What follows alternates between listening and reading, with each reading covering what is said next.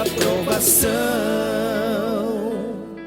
Oi pessoal, tudo bem com vocês? Bem-vindos a mais uma videoaula de ciências. O nosso tema da aula de hoje é cadeia alimentar. Então, meninas, para a gente se aprofundar um pouco mais na aula de hoje, a gente precisa relembrar duas palavrinhas que elas são importantes para a gente classificar os seres vivos, que são organismos autótrofos ou organismos autotróficos e também organismos heterotróficos, tá certo? Então é o seguinte, organismos autotróficos são aqueles que conseguem produzir seu próprio alimento. Por exemplo, as plantas e as algas são organismos que podem pegar a energia do sol e, a partir da energia do sol, transformar compostos inorgânicos em compostos orgânicos, como é o caso da glicose. Que aí a planta, por exemplo, ela vai usar essa glicose para manter seu metabolismo. Só os organismos heterotróficos, como nós, animais, precisamos ir em busca do nosso alimento para conseguir energia para poder sobreviver, certo? Então, muitos animais, muitos fungos, eles são organismos heterotróficos. Só conseguem energia a partir da ingestão de alimento. Pois bem, gente, cadeia alimentar, ela é uma sequência, tá? Então, nessa cadeia, a gente vai ter a representação de uma relação entre seres vivos, onde um vai comer o outro, tá? Olha o exemplo da cadeia alimentar aí que a gente tem. A gente tem a grama, a gente tem o boi e a gente tem o homem, tá certo? Então, aí a gente está representando uma cadeia alimentar com isso. A grama, ela vai ser consumida pelo boi e o boi vai ser consumido pelo homem. E aí, com isso, a gente estabelece uma relação entre eles, que é uma relação de alimentação, é um tipo de relação ecológica. Então, cadeias alimentares, elas se referem a uma relação de alimentação entre os seres vivos. Toda vez que a gente for falar de cadeia alimentar, vocês vão precisar saber que existem 3 elos numa cadeia alimentar, pelo menos 3, que são o dos produtores, o dos consumidores e o dos decompositores. Então, olha aqui, ó, eu trouxe para vocês essa representação. Tá aqui, a grama, ela é o produtor. Aqui a gente tem 2 exemplos de consumidores, que é o homem e o boi. E aí a gente tem um exemplo de decompositor, que aqui eu representei para vocês como fungos. Mais tarde eu explico para vocês, porque eu não comentei sobre fungos quando eu falei da cadeia alimentar de forma linear, tá certo? Aguardem um pouquinho que vocês vão entender o motivo. Mas vocês precisam lembrar que numa cadeia alimentar a gente precisa ter 3 elos pelo menos. A gente tem o dos produtores, o do consumidor e os decompositores. Então, vamos conhecer sobre cada um. Começando, então, pelo grupo dos produtores, que são aqueles seres vivos que são capazes de produzir seu próprio alimento. E aí, como a gente já viu, a gente chama esses organismos capazes de produzir seu próprio alimento de organismos autótrofos. E aí, principais exemplos de organismos autótrofos que a gente tem no ecossistema são as plantas, que está aqui representada na imagem para vocês, mas também a gente tem algas, né, que são grandes florestas que a gente pode encontrar embaixo dos rios, embaixo de lagos e oceanos, tá bom? E aí, como é que eles fazem esse próprio alimento deles, professora? Através ou do processo de fotossíntese ou do processo de quimiossíntese. Então, a partir do processo de fotossíntese ou de quimiossíntese, os seres vivos conseguem produzir seu próprio alimento. Vamos pegar um exemplo agora de um processo de produção de alimento através da fotossíntese, que é o mais comum, que vocês conhecem mais. Vamos lá ver. Então, olha só aqui comigo. A gente tem aqui uma planta, e aí está bem representado embaixo desse solo a raiz dessa planta, tá certo? Então, o que é que a gente tem aqui? A raiz da planta vai absorver água que está presente no solo. Essa água vai ser levada até a folha da planta. Quando ela chega aqui na folha da planta, as folhas da planta vão absorver da atmosfera, ou seja, do ar, o gás carbônico, que é o CO2, que está aqui, ó. Então, o que é que vai acontecer na folha da planta? Essa água e esse gás carbônico vão sofrer ação da luz do sol, e ao sofrer a ação da luz do sol, ela vai transformar esse CO2 e essa água em alimento. E como é o nome desse alimento da planta, professora? Glicose. Então, a glicose é o alimento que a planta vai precisar consumir, né, para conseguir energia. E quem é que produz? Ela mesma. Só que olha o detalhe, gente. A planta, quando faz esse processo de fotossíntese, ela também produz, olha lá, o gás oxigênio. E aí ela libera para o ambiente esse gás oxigênio, que vai ser usado tanto por nós, animais, né, e por outros animais, como também pela própria planta, porque planta também respira. Então, gente, a gente pode concluir aqui com isso a importância tão grande que as plantas têm e como todos os outros organismos fotossintetizantes têm para o funcionamento do ecossistema. Então, olha lá, a planta, ela produz seu próprio alimento pelo processo da fotossíntese, onde ela vai pegar a água que está presente no solo, junto com o CO2 que está na atmosfera, e nas suas folhas ela vai transformar esse gás carbônico e essa água em alimento, que é a glicose. Então, gente, olha aqui comigo. A gente tem agora o segundo grupo, né, na cadeia alimentar, que é o grupo dos consumidores. Então, os consumidores são aqueles seres vivos que não são capazes de produzir seu próprio alimento. Então, eles são chamados de seres vivos, olha aqui, heterotróficos, tá certo? E aí, nesse conjunto de seres vivos, a gente pode classificá-los de acordo com o tipo de alimento que eles consomem. Vamos lá ver isso. A gente pode chamá-los de carnívoros, herbívoros ou onívoros. Animais carnívoros é aquele que só tem como fonte de alimento carne, então ele vai se alimentar de outros animais. Já os herbívoros são aqueles que vão consumir uma parte da planta ou até mesmo uma planta inteira, acontece também, tá? Então são seres vivos que têm uma dieta restrita apenas a fontes vegetais. E já animais onívoros, como é o nosso caso, o caso da barata, por exemplo, nós somos capazes de tanto consumir vegetais quanto consumir carne. Então, por isso a gente é chamado de onívoro. Além disso, gente, a gente também pode classificar os consumidores de uma cadeia alimentar com base em que nível ele está. Por exemplo, olha aqui o exemplo dessa cadeia alimentar de novo. A gente tem a grama, o boi e o homem. Quando a gente tem boi, que é um animal herbívoro, comendo uma planta, nesse caso aqui ele vai ser o consumidor. Como ele está sendo o primeiro a comer essa planta, né? Ou seja, ele é o primeiro consumidor dessa cadeia alimentar, ele vai ser chamado de consumidor primário, certo? Agora olha aqui. Vamos imaginar que esse homem come esse boi. Então, esse homem, ao consumir esse boi, ele vai ser o segundo consumidor da cadeia alimentar, então ele é o consumidor secundário. E existem vários outros tipos de consumidores na cadeia. Por exemplo, se a gente tivesse aqui algum animal que consumisse esse homem, o que é que ia acontecer? Esse animal aqui, vamos botar, por exemplo, um leão. Se esse leão viesse aqui e consumisse esse homem, esse leão seria classificado como consumidor terciário. E assim por diante, tá? Se tivesse outro animal que viesse a comer um leão, ele seria chamado de consumidor quaternário. Tá? Então, a gente pode classificar os consumidores em consumidores primários, consumidores secundários e consumidores terciários. Isso vai depender do que eles comem. Lembrando sempre que consumidor primário é aquele primeiro consumidor que a gente tem na cadeia alimentar. Então, por exemplo, se o homem viesse a comer aqui, por exemplo, arroz, né? Todo mundo aqui almoçou, foi lá comer um arrozinho. Naquele momento, você está consumindo uma fonte vegetal. Então, naquela cadeia ali, você é um consumidor primário. A mesma coisa aconteceria se você comesse alface, folhas, como por exemplo a selga, alface. Então, nessas cadeias, vocês seriam consumidores primários, tá certo? E agora, o último elo de uma cadeia alimentar é o elo dos decompositores, que são aqueles seres vivos capazes de comer matéria orgânica morta ou em decomposição.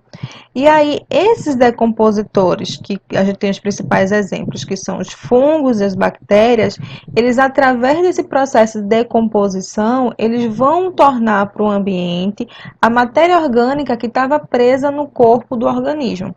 Por exemplo, imagina que vocês têm um animal que acabou de morrer, certo? Então, o que é que vai acontecer? Os decompositores, a bactéria, os fungos, vão começar a comer aquela matéria orgânica, ou seja, vão começar a comer aquele animal que morreu. E aí, à medida que ele vai comendo aquele animal, ele vai disponibilizando de novo para o ambiente os materiais que estavam presos dentro do corpo daquele animal que morreu. Sem decompositor, o organismo ele não iria se decompor, ele não iria se desfazer. Imagina a situação que vocês estão num lugar que não existe de jeito nenhum tipo de decompositor. Não existe nenhuma bactéria, não existe fungo, não existe nada. O que ia acontecer se algum animal morresse ali? Ia acontecer que o tempo iria passar e aquele animal morto não iria desaparecer, não iria sumir, não ia ser decomposto, tá certo? Então, os decompositores eles são muito importantes numa relação ecológica porque eles disponibilizam de novo para o ambiente toda a matéria que estava aprisionada naquele animal que morreu. E olha, gente, detalhe, tá? Não necessariamente precisa morrer para um decompositor agir. Por exemplo, quando a gente tem uma planta e a folha dessa planta cai, os decompositores que estão no solo vão agir sobre aquela folha que caiu para disponibilizar aquela matéria que estava presa dentro da folha. Então, certo? Então, a gente tem 3 elos numa cadeia alimentar. Lembrando, dos produtores, do consumidor e do decompositor. Todos são importantes na cadeia alimentar. Vamos ver esse outro exemplo aqui que eu trouxe de uma cadeia alimentar terrestre. Olha aqui comigo. A gente tem um produtor, que nesse caso aqui é uma plantação de alface. A gente tem um grilo que vai comer essas folhagens, então ele vai ser o consumidor primário. Esse grilo ele vai ser comido pelo sapo, então nesse caso o sapo ele é chamado de consumidor secundário. E a gente também tem uma cobra que vai comer esse sapo. Então, esta cobra é chamada de consumidor terciário.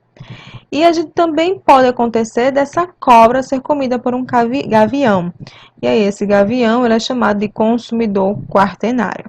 Certo? Então, olha lá de novo os elos na cadeia. A gente tem produtor, tem o consumidor primário, o consumidor secundário, o terciário e o quaternário. E aí, a gente vai classificá-los, né? Isso em produtores e assim por diante. Gente, olha só. Como o produtor ele é o primeiro nessa cadeia alimentar, a gente diz que ele pertence ao primeiro nível trófico. Cuidado com isso, tá certo? Então, produtores, como eles são os primeiros elos na cadeia alimentar, eles são o primeiro nível trófico. Quando o grilo comeu essa plantação de alface, ele é chamado de consumidor primário e ele pertence ao segundo nível trófico. Cuidado com isso, porque tem muita gente que acha que é consumidor primário, pertence ao primeiro nível trófico. E não é assim. O consumidor primário, ele é o segundo na cadeia alimentar, então ele pertence ao segundo nível trófico. Olha aqui agora comigo o sapo. O sapo que comeu o consumidor primário, ele é o consumidor secundário e ele vai pertencer então ao terceiro nível trófico. Cuidado, viu? Consumidor secundário pertence ao terceiro nível trófico, porque ele é o terceiro, ó, 1, 2, 3 nessa cadeia alimentar. Olha aqui de novo agora. A cobra, quando comeu o sapo, ela é o consumidor terciário e ela pertence ao quarto nível trófico. E por fim, a gente tem um gavião que comeu a cobra, ela é o consumidor quaternário que pertence ao quinto nível trófico. Lembrem-se, viu, gente? Olha aqui, botei um aviso para lembrar vocês que os decompositores eles podem atuar em todos os níveis da cadeia alimentar. E é por isso que a gente não representa eles numa cadeia alimentar normal. Por quê? Se esse alface aqui vinha a morrer, essa plantação de alface vinha a morrer, os decompositores podem agir aqui. Se esse grilo vier a morrer, os decompositores também podem agir. Se o sapo vier a morrer, também pode agir, tá? Então, os decompositores eles podem agir em qualquer nível trófico, não importa. Não necessariamente ela precisa consumir somente o consumidor quaternário nesse caso, tá? Ele pode consumir qualquer um. Olha aqui, mais um exemplo de cadeia alimentar para a gente dominar mais ainda esse assunto. Só que agora eu trouxe para vocês um exemplo de uma cadeia alimentar aquática, em que aqui a gente tem como produtor algumas algas, que são algas microscópicas, minúsculas, e aí essas algas elas são chamadas de fitoplâncton. Então ela está lá dispersa na água, seja do mar, seja do rio ou de um lago. Ela, como é um ser fotossintetizante, então ela consegue produzir seu próprio alimento, ela é chamada de produtor. Como ela é o produtor e ela é o primeiro na cadeia alimentar, ela pertence ao primeiro nível trófico. Então, imagina agora que essa alga, né, que esse fitoplâncton, ele foi consumido por isso aqui, ó, que é um grilo. Parece um camarão, mas é um grilo. Então, como esse grilo comeu esse produtor, ele é chamado de consumidor primário e ele pertence ao segundo nível trófico. Olha agora comigo. O pinguim foi lá e comeu o grilo. O que é que aconteceu? Ele é chamado, então, por ter comido o consumidor primário, de consumidor secundário, e ele pertence ao terceiro nível trófico. Espero que vocês estejam me acompanhando. E agora, ó, gente, a gente tem um consumidor terciário, que nesse caso aqui é a foca, que comeu quem? O consumidor secundário. E ele pertence ao quarto nível trófico. Então, ó, primeiro nível trófico é do produtor, segundo nível trófico do consumidor primário, nesse caso aqui o terceiro nível trófico do consumidor secundário e o quarto nível trófico do consumidor terciário. Lembre-se novamente que os decompositores podem atuar em qualquer um desses níveis tróficos para liberar de novo para o ambiente a matéria orgânica que foi morta ou que foi liberada. Então, como treinar nunca é demais, vamos ver mais uma cadeia alimentar. Né? Então, aqui a gente tem essa cadeia alimentar bem pequenininha que eu botei aqui para vocês. Ó. A gente tem um produtor qualquer, que não ficou aparecendo na imagem, mas aqui imaginem que você tem um produtor. E aí esse produtor ele vai ser comido pelo grilo, perdão. Então esse produtor vai ser consumido pelo grilo. Esse grilo vai ser consumido pelo sapo, esse sapo consumido pela cobra e essa cobra vai ser consumida pela sirena, que é uma ave. Então vejam só, em cada um desses níveis, a gente pode ter a atuação dos fungos e das bactérias, que são os seres vivos decompositores. Mas não necessariamente a gente vai encontrar em todas as cadeias alimentares essa representação, certo? Então vamos lá. A planta que deveria estar aqui, que eu esqueci de colocar, essa planta ela é classificada como hábito alimentar de produtor, por produzir seu próprio alimento. Ela, como grau de consumo, ela é classificada como produtor, e aí o nível trófico dela é o do primeiro nível trófico. Então vamos lá. A planta, ela é produtor e ela pertence ao primeiro nível trófico. O grilo, por ele gostar de comer planta, ele tem um hábito alimentar de herbívoro. E aí, ele como grau de consumo, ele é chamado de consumidor primário, ele pertence ao segundo nível trófico. O sapo comeu grilo, então o sapo comeu grilo, ele não comeu um animal, então ele é classificado como carnívoro, como consumidor secundário, pertencendo ao terceiro nível trófico. Olha a cobra foi lá e comeu o sapo. Então a cobra, como comeu um animal, ela é chamada de carnívoro. E aí ela é chamada de consumidor terciário e pertence ao quarto nível trófico. E a sirema, perdão, ela é o consumidor quaternário. Como ela comeu a cobra, ela é um animal carnívoro e ela pertence ao quinto nível trófico. Então vamos lá, gente. Eu trouxe uma lista de exercícios para a gente colocar em prática esse assunto que a gente viu hoje. Então a primeira questão ela diz o seguinte, e aí a gente vai marcar em todas verdadeiro ou falso, tá? A primeira fala assim. Uma cadeia alimentar é um conjunto de seres vivos em que cada um serve de alimento ao seguinte. E aí? Verdadeiro ou falso?